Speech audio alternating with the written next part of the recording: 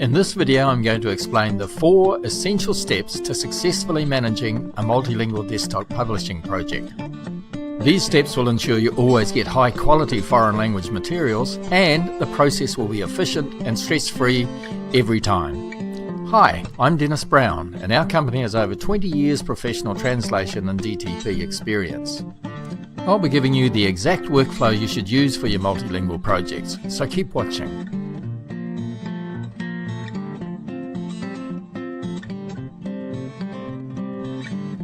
Our 4 steps will ensure you handle your projects in the best way possible to make them a success. Let's dive right into it.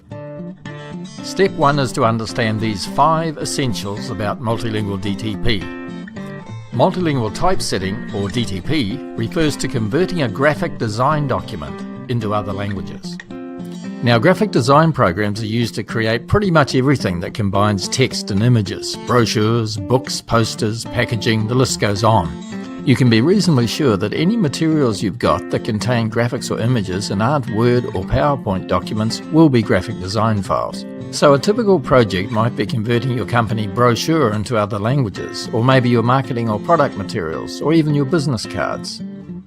InDesign, Illustrator and Photoshop are the most common programs used for graphic design. Now, if you have a PDF of your materials, you can often quickly tell which program was used. Open the file in Acrobat and go File, Properties, Description, and look for the application line. In this example, our file was created using InDesign CC on Windows. Multilingual DTP typically involves 3 phases. Phase 1 is translating the text into the required languages. Secondly, typesetting those translated texts. Now, typesetting involves placing the text in the graphic design file and then formatting it correctly. Phase 3 is to produce the required output. Now, it's helpful to understand the basics of Phase 2, the typesetting process, and I suggest you head over to our blog article which explains what it involves and what's needed to do it properly. So, who does it? Well, projects will typically involve the graphic designers who produce your original document and a translation and typesetting company like us. Your graphic designers will prepare the files initially, then the translation company will complete the translation and typesetting, and your designers will produce the final output. It's vital to use experts through all of this. Using amateurs for multilingual projects is a recipe for disaster. The success of your materials depends on everything being done very well. So, why is using professionals so important? Well, professional translators will ensure your foreign language texts are fit for purpose. That means translations that are accurate, well-worded, and convey the message in an appropriate way. Amateurs won't always do this. Many won't have the skills or processes it requires. Plus, professional translation companies like ours carry out additional quality control steps as standard practice. Experienced multilingual typesetters will ensure all foreign text displays correctly, is correctly formatted, and the page layout is appropriate for the target cultures. Letting people unfamiliar with the language typeset your text opens you up to many basic and language-specific mistakes that will impact how successful your project will be. Don't do it. Design, print or pre-press experts will ensure your output is exactly right. Now, output can be tricky with different settings you need to get right. Translation companies generally don't have these experts in-house, so for most projects it's best to leave that process to your designer or print specialist. The second of our 4 steps is to make sure you've got the right people lined up. It's always best to involve the designers of your existing materials in any multilingual project.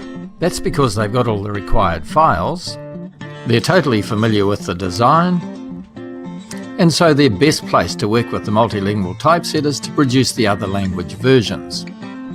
If that's not possible, you'll need to get all the files from them, or the files will need to be recreated.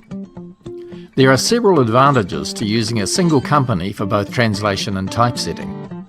Firstly, it reduces the project complexity. It reduces the chance of errors between the different parties. It simplifies your project management, and it should result in a faster turnaround and will likely be cheaper.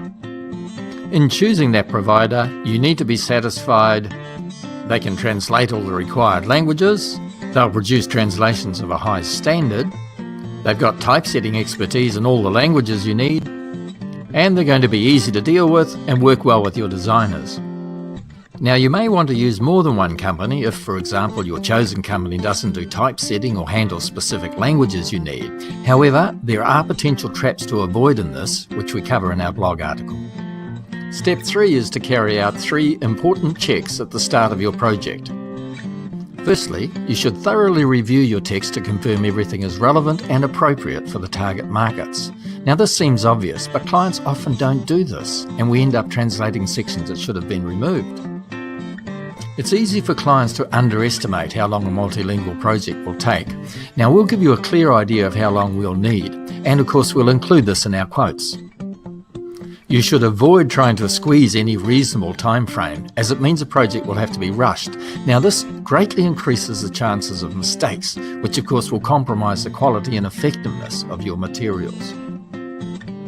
Texts typically expand in translation, often significantly, which can make it hard for typesetters to fit translated text into the space they've got available in the design file.